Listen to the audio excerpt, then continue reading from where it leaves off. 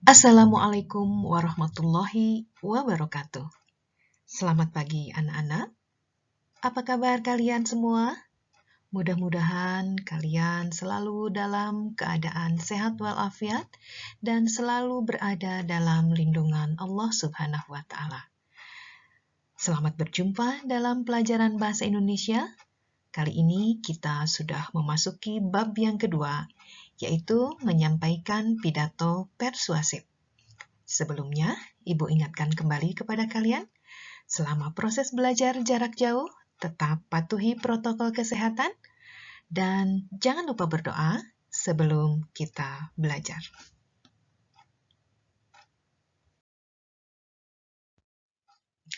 Pada bab ini, kita akan mempelajari mengungkapkan gagasan melalui pidato persuasif. Adapun kompetensi yang harus kalian kuasai pada pembelajaran ini adalah sebagai berikut. Yang pertama, memahami pidato persuasif. Kedua, informasi dalam pidato persuasif. Yang ketiga, menyimpulkan isi pidato persuasif. Yang keempat, struktur dan kebahasaan pidato persuasif. Dan yang terakhir, menyusun pidato persuasif.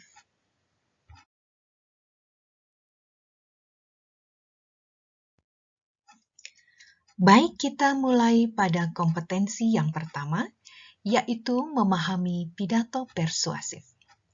Untuk memahami pidato persuasif, kita harus tahu apa itu pengertian pidato persuasif.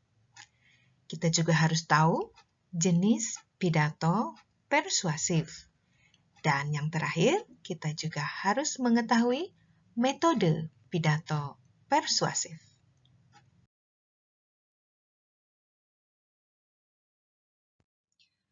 Pengertian pidato persuasif.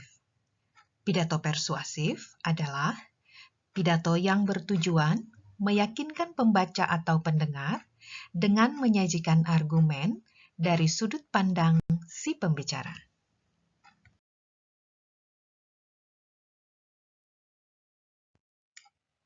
Jenis-jenis pidato berdasarkan isi. Pidato pembukaan. Pidato pembukaan adalah pidato singkat yang biasanya dibawakan oleh pembawa acara. Pidato ini hanya berisi sedikit kata-kata dari pembawa acara. 2. Pidato pengarahan. Pidato pengarahan adalah pidato yang disampaikan oleh seseorang sebagai bentuk pengarahan dari suatu acara. 3. Pidato sambutan. Pidato sambutan adalah pidato yang dibawakan pada suatu acara. Pidato ini biasanya disampaikan oleh orang-orang penting atau orang-orang yang disegani. Pidato sambutan bisa dilakukan oleh beberapa orang dalam waktu yang terbatas. Keempat, pidato peresmian. Pidato peresmian berfungsi sebagai pemberi informasi atas peresmian sesuatu. Orang yang menyampaikan pidato ini adalah orang-orang yang berpengaruh. Dan yang kelima adalah pidato pertanggungjawaban. Pidato ini berisi laporan pertanggungjawaban suatu kegiatan atau suatu acara atau juga pertanggungjawaban suatu pekerjaan.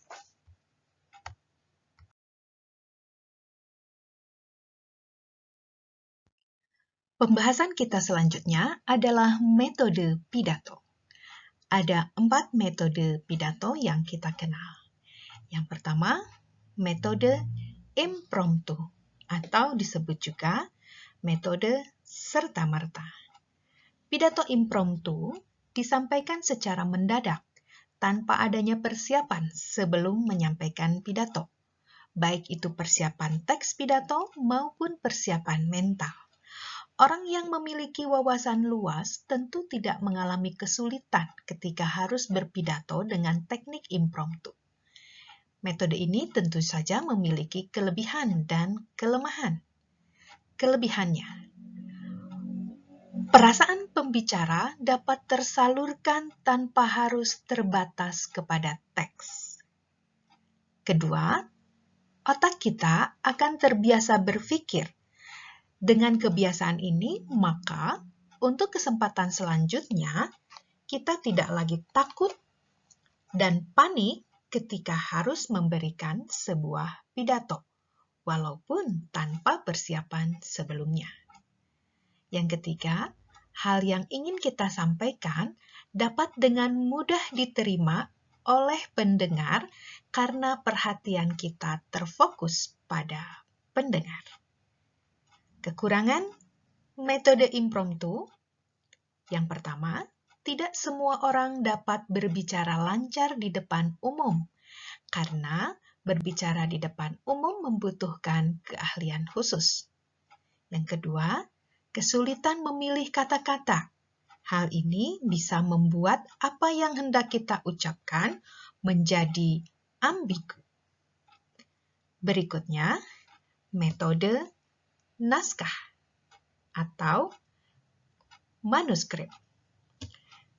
Pidato naskah berarti ketika kita menyampaikan pidato, kita membaca naskah yang telah dipersiapkan sebelumnya.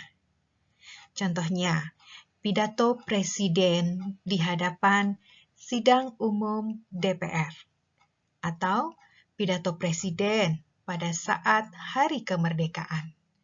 Pidato itu disampaikan dengan cara dibaca. Metode naskah juga memiliki kelebihan dan kekurangan. Kelebihannya, kemungkinan salah berbicara akan sangat sedikit, karena kata-kata yang akan diucapkan sudah terangkum di dalam teks yang akan dibaca. Yang kedua, pernyataan yang akan disampaikan dapat dihemat. Kita hanya menyampaikan apa yang tersurat di dalam teks pidato. Terkadang, jika tidak disertai dengan teks, maka kemungkinan kita untuk berbicara boros lebih besar. Kekurangannya, orang yang berpidato lebih terfokus pada teks yang dibacanya dan terkesan mengabaikan pendengar. Kekurangan yang kedua, intonasi, jeda, dan pelafalan sering terabaikan. Metode yang ketiga adalah metode menghafal atau memoriter. Sesuai dengan namanya, metode ini adalah teknik berpidato dengan cara menghafal teks pidato terlebih dahulu. Orang yang berpidato membuat konsep pidato atau teksnya, kemudian menghafal, lalu menyampaikannya. Kelebihannya, kata-kata yang dipilih adalah kata-kata yang terbaik karena sudah dipersiapkan sebelumnya. Kekurangannya, jika kita lupa pada satu kalimat, maka kekacauan akan timbul. Karena satu kalimat dengan kalimat lain tentu saling berhubungan. Maka ketika kita menghafal, jika ada kata-kata yang lupa, maka kemungkinan besar kalimat dalam pidato itu akan menjadi berantakan. Kekurangan yang kedua, dalam menyampaikan pidato kita akan terlihat kaku karena kesan menghafal itu akan terbaca dari wajah kita. Nah, yang terakhir, metode ekstemporan. Pidato ekstemporan adalah pidato yang sudah disiapkan catatan-catatan penting dari apa yang akan disampaikan nanti ketika berbicara. Pembicara bebas untuk memilih kata yang akan disampaikan. Catatan-catatan penting yang sudah disiapkan itu berfungsi untuk mengingatkan pembicara pada urutan ide pembicaraan yang akan disampaikan. Kelebihannya, pembicara dan pendengar tetap bisa saling berkomunikasi. Pesan yang disampaikan juga lebih fleksibel. Kekurangannya, ada kemungkinan akan menyimpang dari garis besar yang sudah dibuat.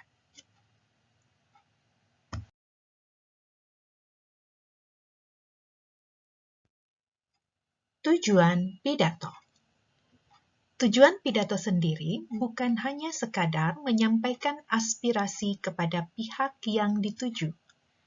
Namun, terdapat beberapa syarat dan ketentuan agar hal yang disampaikan dapat tersampaikan dengan baik. Tujuan pidato antara lain adalah 1. Memberikan informasi pada pendengar. Pidato ini digunakan untuk memberikan suatu pemahaman maupun informasi terhadap orang lain atau bersifat informatif. Kedua, meyakinkan pendengar. Pidato ini digunakan untuk meyakinkan pendengar atau dinamakan dengan argumentatif. Ketiga, menghibur pendengar. Pidato ini digunakan untuk membuat orang lain merasa senang dengan pidato yang bersifat menghibur atau yang dinamakan dengan pidato rekreatif. Yang keempat, menggerakkan pendengar. Pidato digunakan untuk memberikan pengaruh pada orang lain agar bersedia mengikuti kemauan yang diinginkan oleh orator secara sukarela atau dinamakan dengan pidato persuasif.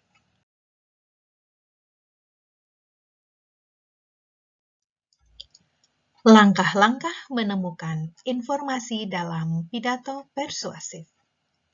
Pertama, membaca atau mendengarkan pidato persuasif dengan saksama. Yang kedua, mencatat informasi penting dalam pidato persuasif yang dibaca atau didengarkan. Yang ketiga, menyimpulkan pesan dari informasi penting dalam pidato persuasif yang dibaca atau didengarkan.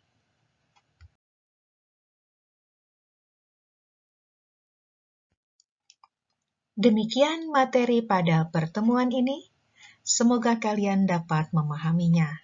Sebagai evaluasi, silakan kalian kerjakan latihan pada LKPD yang sudah Ibu sediakan. Sampai jumpa pada pertemuan berikutnya. Tetap semangat belajar daring, selalu menjaga kesehatan, dan jangan lupa berdoa. Semoga COVID cepat berlalu. Wassalamualaikum warahmatullahi wabarakatuh.